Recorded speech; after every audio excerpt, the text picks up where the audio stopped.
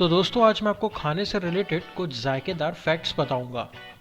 माना जाता है कि केचप में मेडिसिनल प्रॉपर्टीज होती हैं जो अन्य बीमारियों के अलावा डायरिया को ठीक कर सकती हैं। माना जाता है कि 1800 के दशक की शुरुआत में टमाटर में मेडिसिनल प्रॉपर्टीज होती थीं।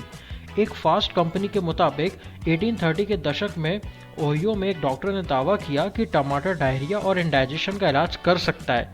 एक प्रकार के टमाटो केचप के लिए उन्होंने ऐसी रेसिपी बनाई जिससे वो दवाई की गोली बन जाए। कॉफ़ी क्रीमर जैसे कुछ फूड्स में टाइटेनियम डाइऑक्साइड हो सकती है जो पेंट, प्लास्टिक और सनस्क्रीन में भी पाया जाता है। टाइटेनियम डाइऑक्साइड एक फूड एडिटिव है जो विभिन्न प्रकार के खानों में पाया जाता है, जैसे कि ranch dressing, coffee creamer, icing और पाउडर चीनी। इसका उपयोग अक्सर गोरों को सफ़ेद दिखाने के लिए किया जाता है। हालांकि इसी कारण से यह पेंट, सनस्क्रीन और कपड़े धोने के डिटर्जेंट जैसी वस्तुओं में भी पाया जाता है। वैज्ञानिक पीनट बटर को हीरे में बदल सकते हैं। जर्मनी में बायरिशन जियो इंस्टीट्यूट के वैज्ञानिकों ने पता लगाया है कि चूंकि पीनट बटर कार्बन से भरपूर होता है, इसलिए इसे हीरे में बदलना संभव है। आपको बस इतना करना है कि मूंगफली में पाए जाने वाले कार्बन डाइऑक्साइड से ऑक्सीजन निकालना है और फिर छोड़े हुए कार्बन पर बहुत ज़्यादा प्रेशर डालना है। व्हाइट चॉकलेट वास्तव में चॉकलेट नहीं है। अपने नाम के बावजूद व्हाइट चॉकलेट में वास्तव में कोई वास्तविक चॉकलेट होती ही नहीं है। बॉन एपेटिट के अनुसार शुगर, मिल्क प्रोडक्ट्स, वैनिला, लिसिथिन और कोको बटर के मिश्रण से बना है। इसमें कोई एक्चुअल चॉकलेट होती ही नहीं है। आलू वाईफाई सिग्नल को एब्जॉर्ब और रिफ्लेक्ट कर सकते हैं। जब बोइंग ने 2012 में नए विमानों पर अपने वायरलेस सिग्नल का प्रयोग करना चाहा तो उन्होंने सीटों पर आलू के विशाल ढेर लगाए। अपने ज़्यादा पानी की मात्रा और केमिकल मेकअप के कारण आलू मनुष्यों की तरह रेडियो और वायरलेस सिग्नल को एब्जॉर्ब और रिफ्लेक्ट कर सकते हैं। वास्तव में केले तकनीकी रूप से बेर हैं और स्ट्रॉबेरी नहीं हैं। केले, कोकम्बर और कीवी के साथ बेर के रूप में क्लासिफाइड किए जाते हैं, जबकि स्ट्रॉबेरी, ब्लैकबेरी और रेस्पबेरी नहीं होते हैं। बॉटनिकल सेंस में बेर माने जाने के लिए फल को एक फूल से और एक ओवेरी के साथ आना चाहिए और आमतौर पर कई बीजों के साथ। स्टैनफोर्ड मैगजीन ये बताती है। लेकिन रेस्पबेरी, स्ट्रॉबेरी और ब्लैकबेरी की गिनती नहीं होती है क्योंकि वो एक फूल से तो आते हैं लेकिन एक से ज़्यादा ओवेरी के साथ।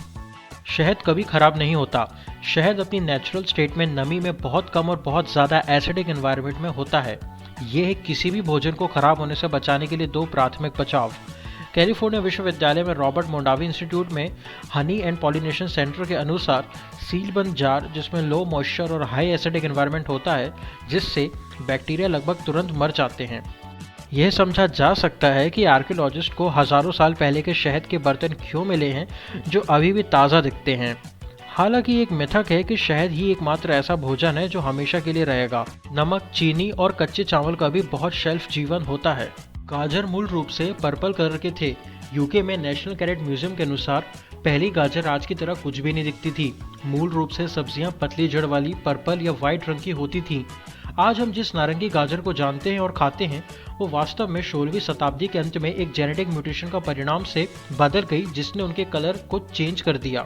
दोस्तों, ये अगला फैक्ट जो मैं बताऊंगा, प्लीज इसको आप अपने घर में ट्राई बिल्कुल मत करिएगा। अगर आप माइक्रोवेव में अंगूर रखेंगे तो वो फट जाएंगे। ये एक मज़ेदार और खतरनाक साइंटिफिक एक्सपेरिमेंट है। यदि आप एक अंगूर को लगभग आधे हिस्से में डिवाइड करते हैं और उसे माइक्रोवेव में डालते हैं तो एक प्लाज्मा और लाइट का एक ऐसा विस्फोट आग का गोला बना देगा। वैज्ञानिकों ने समझाया है कि माइक्रोवेव गर्मी उत्पन्न करने के लिए माइक्रोवेव रेडिएशंस का उपयोग करके काम करते हैं।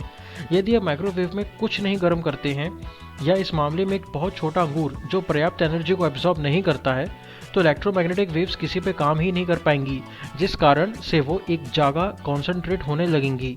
अंगूर फिर एक एंटीना की तरह काम करता है और माइक्रोवेव में बिजली का संचालन करता है, जिससे छोटे प्लाज्मा आग के गोले बनते हैं। मिर्च में एक ऐसा केमिकल होता है जो आपके मुंह को सोचने के लिए प्रेरित करता है कि इसे जलाया जा रहा है, इसलिए मसालेदार भोजन इतना चुभता है। जब आप मसालेदार मिर्च खाते हैं तो आपको जो जलन होती है वो एक मेंटल रिएक्शन है, ना कि फिजिकल। मिर्च में कैप्सिन नामक एक केमिकल होता है जो स्वाभाविक रूप से हमारी नसों पर पेन रिसेप्टर्स को बांधता है। आपका दिमाग सोचता है कि आप कुछ गर्म खा रहे हैं, इसलिए आपको पसीना आने लगता है और आपका चेहरा लाल हो जाता है। यह आपके शरीर को आपको ठंडा करने का प्रयास करने का तरीका है। भले ही कोई वास्तविक तापमान खतरा नहीं है, केवल ये माना जाता है। तो यही कुछ फैक्ट्स थे खाने से रिलेटेड।